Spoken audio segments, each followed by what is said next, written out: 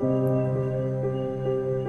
sound of bones, the fuzzy of blood, and the sight of eyes filled with terror and of broken souls. I prayed that the nightmare would end, but it was a reality. We are not evils or angels, but simple beings. No matter who we are, what we look like, or what language we speak, we all have the right to learn. But that simple right was stolen away from countless children since the military took over. School is more than just a building.